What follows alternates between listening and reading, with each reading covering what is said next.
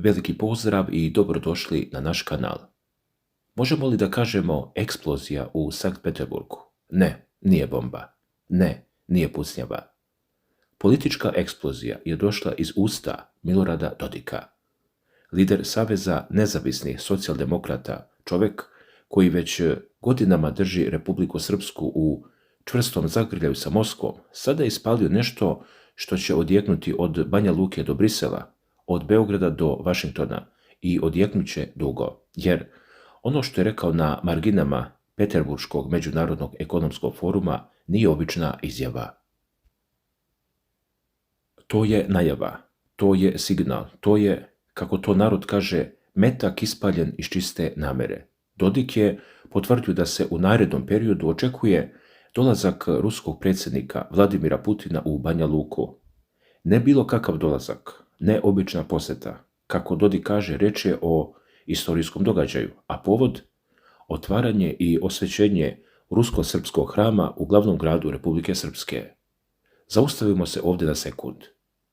Ruski predsjednik Vladimir Putin dolazi u Banja Luku, u grad od 150.000 ljudi, u glavni grad entiteta koji nije međunarodno priznat kao država, i dolazi ne da popije kafu, nego da otvori hram. Hram koji nosi ime rusko-srpski. Zamislite težinu te slike. Putin u Republici Srpskoj, Putin u Banja Luci, Putin na osvećenju hrama koji simbolizuje vezu između dva naroda, ruskog i srpskog. To nije samo posjeta, to je poruka. I Dodik to zna. Zato je izjavio, kako prenosi Sputnik, sljedeće: potvrdio sam ono što smo se prethodno dogovorili. Čekat ćemo, kad god to bude moguće. Kad god bude u mogućnosti, uradit ćemo to. Obratite pažnju na svaku reč. Potvrdio sam ono što smo se prethodno dogovorili. Znači, dogovor već postoji. Nije to neka ideja, neka želja, neki san. Dogovor je napravljen. Načelno, kako se kaže, sve je rešeno. Sada se čeka termin. Čeka se trenutak kada će Putin moći da dođe. Jer, razumljivo, čovjek je predsjednik velike sile koja vodi rat, koji Zapad zove specijalnom vojnom operacijom, i njegov kalendar nije prazan. Ali Dodik kaže jasno, kad god bude u mogućnosti, i to je ključno. Jer ovo nije prvi put da se priča o Putinovom dolasku u Banja Luku, ali ovo je prvi put da Dodik tako otvoreno, tako direktno, na tako visokom mjestu na Peterburškom ekonomskom forumu, gdje se skupljaju najmoćniji ljudi iz Rusije, iz Azije, iz Bliskog istoka, kaže to će se desiti. Podsjetimo se gdje je Dodik bio pre ovoga.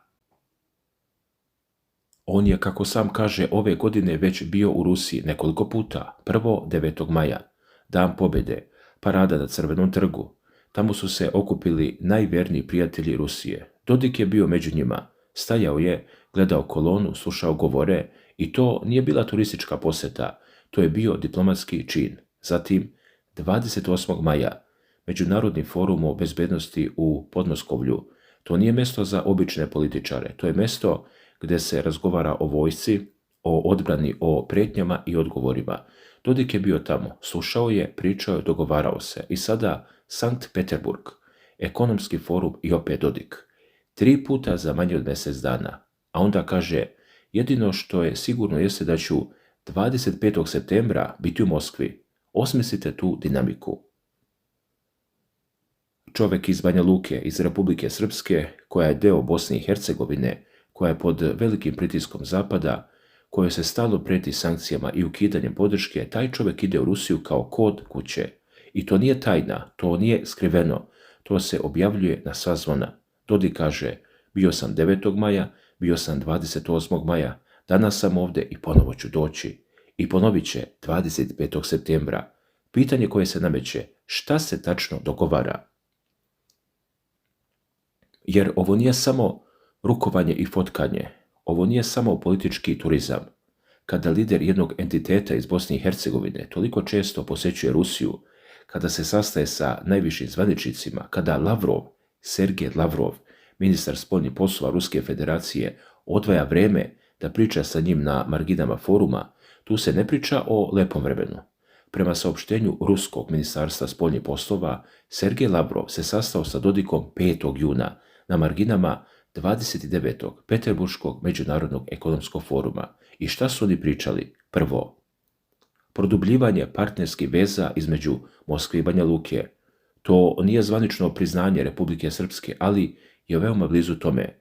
Partnerske veze, to je diplomatski jezik za mi smo zajedno, mi radimo, mi se slažemo. Drugo, ovo je nastavak razgovora koji su vođeni ranije, nakon što su se Vladimir Putin, predsjednik Republike Srpske Siniša Karan i Milorad Dodik sastali u Moskvi 9. maja. Znači, 9. maja nije bilo samo prisustvo paradi, bio je sastanak, najviši mogući, Putin, Karan, Dodik.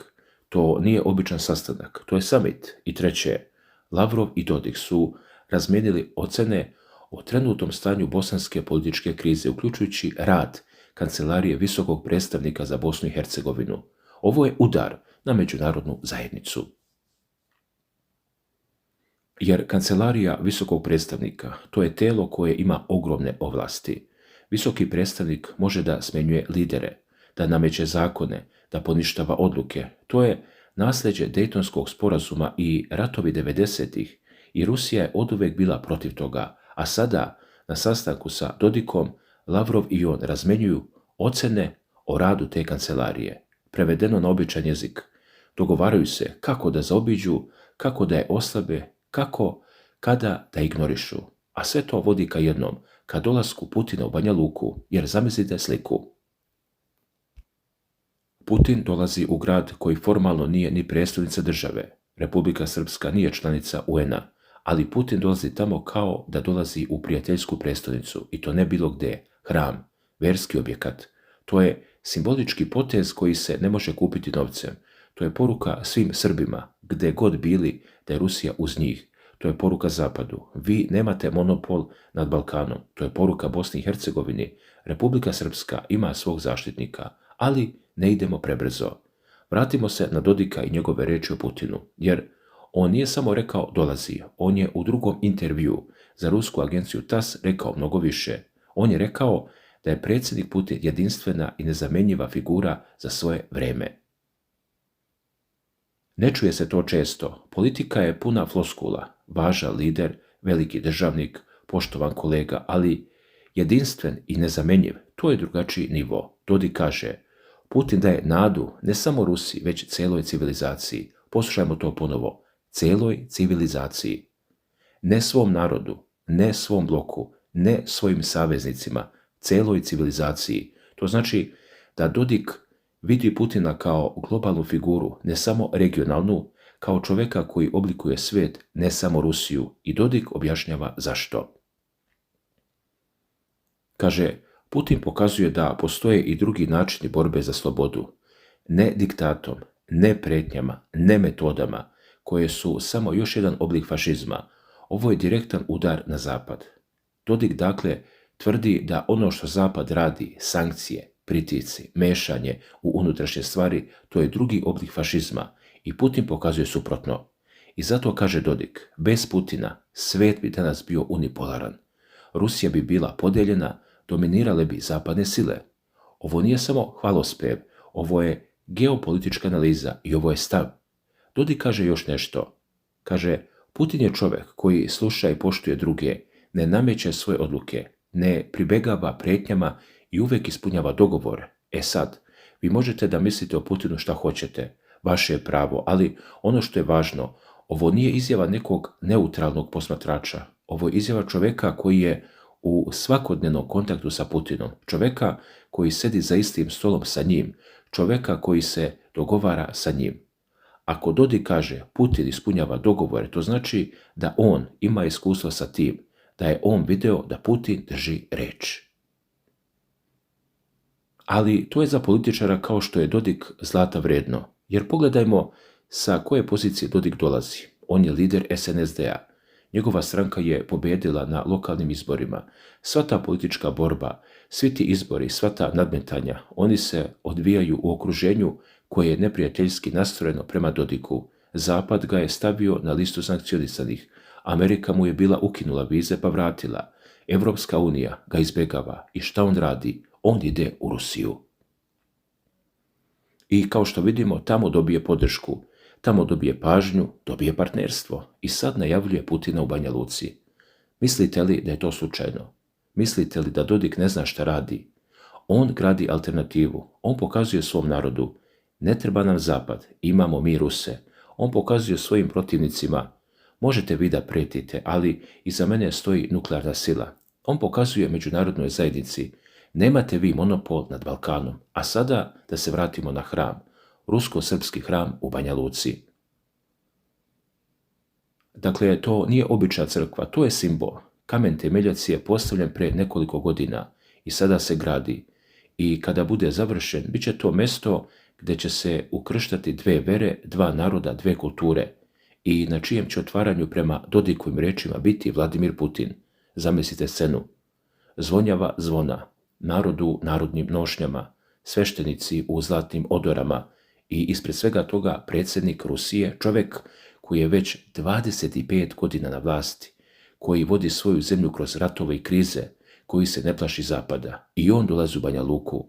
To nije samo posjeta, to je predstava, to je performans, to je poruka koja se čuje bez riječi. A koja je poruka? Mi smo zajedno, ne dirajte nas. Ovo je naš prostor. I sada, šta će zapad da uradi?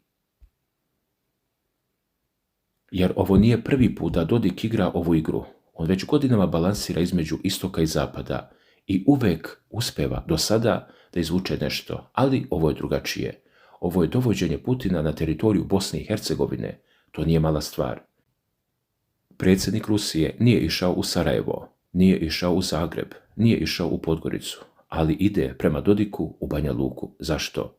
Zato što je Banja Luka sigurna, zato što je Banja Luka prijateljska, zato što u Banja Luci Dodik drži vlast i zato što Putin želi da pošalje signal, ne samo Balkanu, nego celom svetu.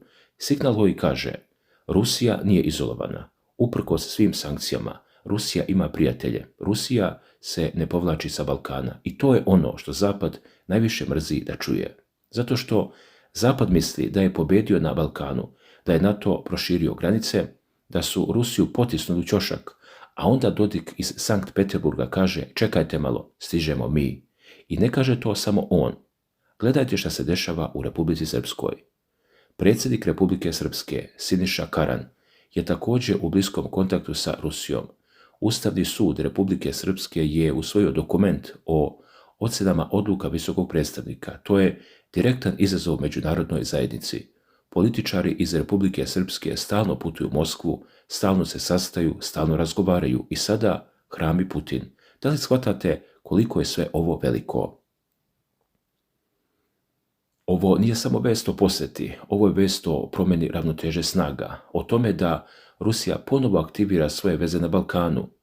Ovo je vest koja će natjerati Brisel i Washington da sednu i razmisle gdje smo pogrešili, jer oni su mislili da su sankcije dovoljne, da će Rusija opterećena ratom zaboraviti na Balkan, da će Dodik pod pritiskom popustiti, ali Dodik nije popustio.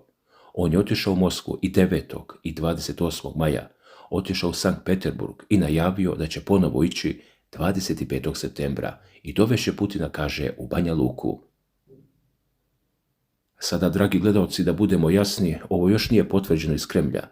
Zvanični datum nije objavljen i prema Dodikovim rečima čekat ćemo kad god bude moguće. Znači, može proći mjesec, može proći godina, može proći više, ali načelni dogovor postoji, a u politici načelni dogovor je često više od pola posla, jer kada lider kao što je Dodik izađe pred kamere i kaže dolazi, on ne može da se vrati, ne može da kaže šalio sam se.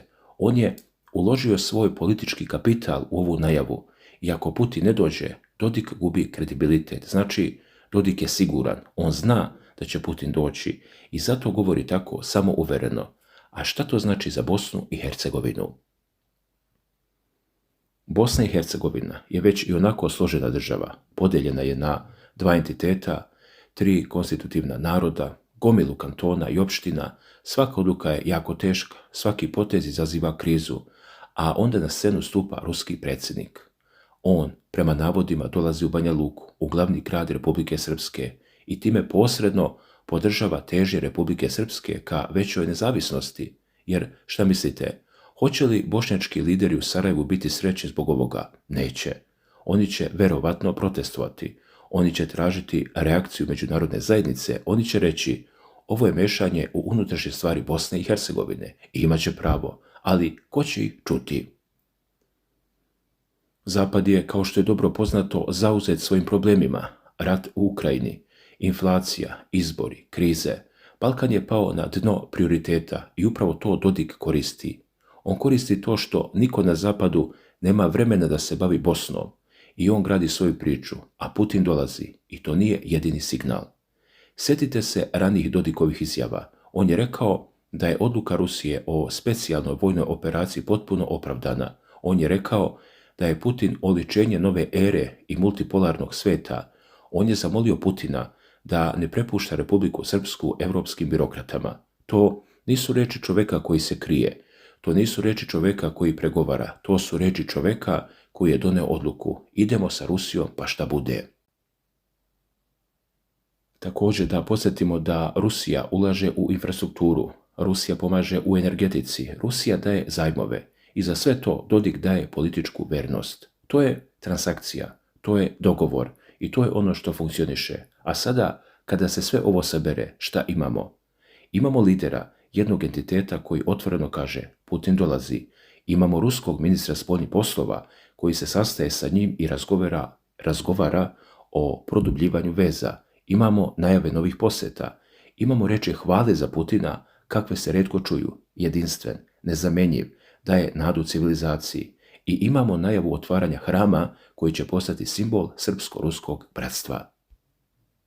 I sve to vodi ka jednom, ka istorijskom događaju, ka dolasku Vladimira Putina u Banja Luku. To nije samo vest, to je prekretnica, jer do sada su ruski lideri retko dolazili na Balkan, a još ređe u Republiku Srpsku, ali sada Putin dolazi i to ne u svojstvu turiste, nego predsjednika velike sile, koji otvara hram koji nosi ime njegove zemlje. I to nije slučajnost. Dodik zna šta radi. On želi pažnju. On želi da Banja Luka postane centar sveta na jedan dan i on će to dobiti. Jer kada Putin negdje ode, svi gledaju. A sad, da li je ovo dobra veza za Srbiju? I to je pitanje. Srbija je formalno na putu ka Evropskoj uniji. Vučić balansira između istoka i zapada i sada njegov bliski saveznik Dodik dovodi Putina u Banja Luku. Šta to znači za Beograd? Hoće li i Vučić morati da se odredi? Hoće li i on morati da pozove Putina? Hoće li Zapad početi da pritiska Srbiju zbog ovoga? Svašta se ovdje krije ispod površine, ali ono što je sigurno, Dodik ne ide nigde. On je čvrsto na svom mestu i on gradi svoj put, bez obzira ko se ljutio. Pogledajmo samo njegovu izjavu za RIA Novosti. Citiram ga. Bio sam ovdje 9. maja, bio sam ovdje 28. maja, ovdje sam danas i bit ću ovdje ponovo. Jedino što sigurno znam jeste da ću biti u Moskvi 25. septembra. Ponavljanje, ustrajnost, dosljednost. Dodik ne menja priču, on ne popušta, on ne pregovara o tome da li će ići u Rusiju, on ide i to je ono što njegove protivnike najviše nervira, zato što ne mogu da ga zaustave.